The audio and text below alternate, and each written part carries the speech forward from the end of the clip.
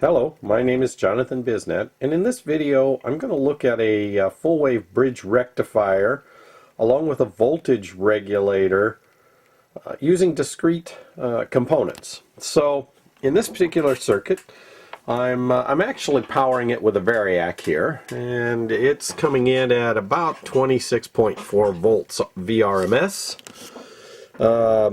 across this bridge right here, which you'll see. I also have a cap across that. Now in this particular case it's 100 microfarad, 50 volts. This happens to be a non-polarized cap, but in the event that you use an electrolytic, please make sure you put it in with the proper polarity, with the, obviously with the negative towards the ground side of the bridge. Otherwise you might be in for a rather interesting surprise. Anyway, coming out of that, we actually go into a circuit which I'll show you a schematic of here in just a little bit, but there's a couple of NPN transistors, some 2N4401s, that are basically working in conjunction along with a Zener diode here to regulate this bridge, to regulate this, the output of the bridge, and give me an appropriate voltage. In this case I'm looking for about 15 volts across my load, and this particular resistor here I'm operating with as my load, this 15K 1 watt resistor.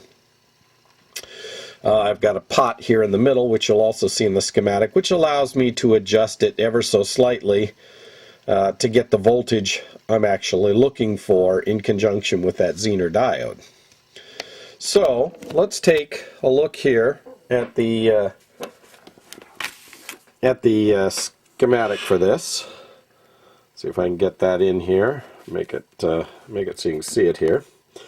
All right, so you see the input from the Variac here coming into my bridge. This side is ground. Out of this is the cap that you saw in there. In my case, non-polarized. Then we come over here and we have a 10K resistor coming down to the base. So, excuse me, the base of this first transistor, the 2N4401.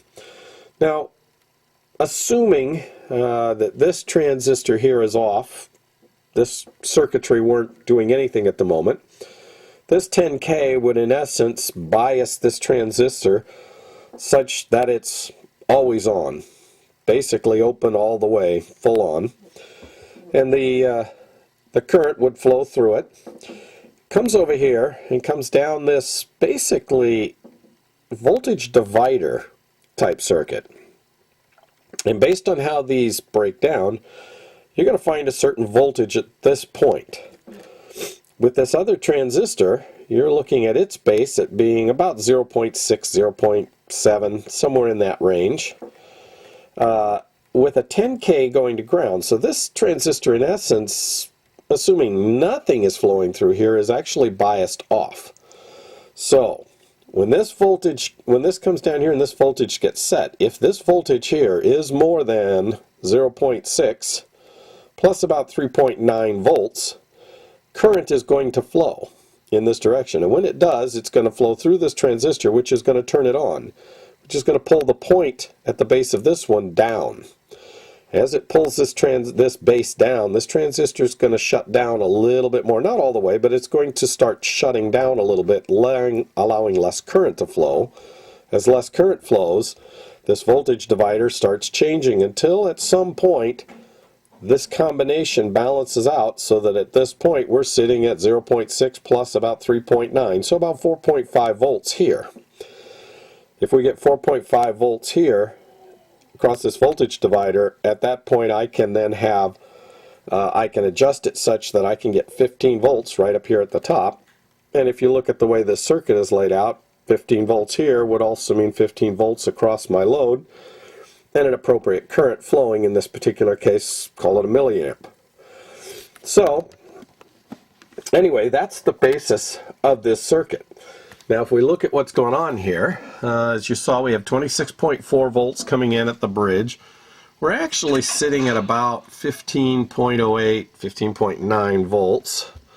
So I'm going to go in here and I'm going to adjust this ever so slightly. Try to get this right back where I want it. There we go.